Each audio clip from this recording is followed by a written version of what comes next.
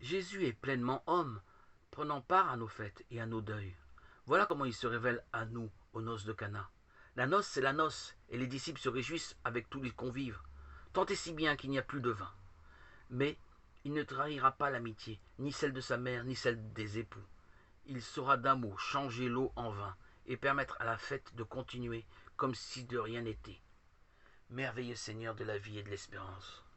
Il semble, à la lecture attentive du texte, que la nuance de mépris marquée par certaines traductions à l'endroit de sa mère, qu'importe à moi et à toi, femme, mon heure n'est pas encore venue, Jean 2, verset 4, il semble que cette nuance n'existe ni dans les textes grecs, ni dans les textes latins.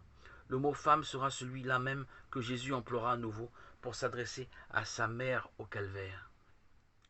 Marie fait remarquer à Jésus qu'ils n'ont plus de vin, et qu'au fond, tout cela, c'est de sa faute, car ses disciples, en bons marins qu'ils sont, ont fait honneur au banquet et trinqué fermement. Marie marque donc simplement l'ennui de ses hôtes. Ils n'ont plus de vin.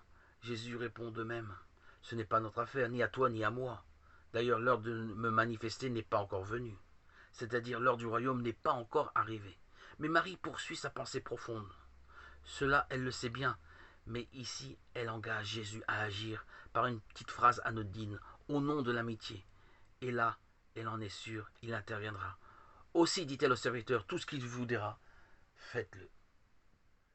Jésus, comme sa mère, sait voir les situations difficiles et embarrassantes. La réflexion de sa mère, ils n'ont plus de vin, l'amène à agir. Les mariés et leurs parents n'auront pas à rougir, et la noce finira joyeusement. Jésus leur dit, remplissez d'eau les urnes, et ils les remplirent jusqu'en haut. Et il leur dit, puisez maintenant, et portez au maître d'autel. Et ils le portèrent.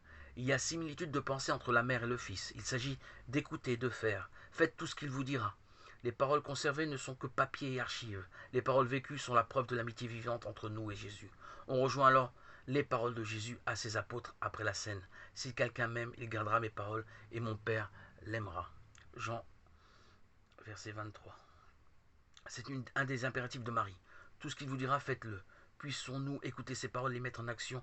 Aux noces de Cana, la confiance de Marie force la volonté de son Fils et nous indique par le fait même le moyen d'avancer cette heure qui n'est pas encore venue, d'établir le royaume. Il s'agit simplement de réaliser en nous tout ce que Jésus nous dit, d'être attentif à sa parole. Alors le miracle de notre transformation n'est pas loin. Bientôt, comme le vin de Cana remplace l'eau, Dieu remplacera toute notre vie naturelle par sa riche vie divine. Pour cela, suivons le conseil de Marie. Tout ce qu'il vous dira, faites-le. Jean 2, verset 5.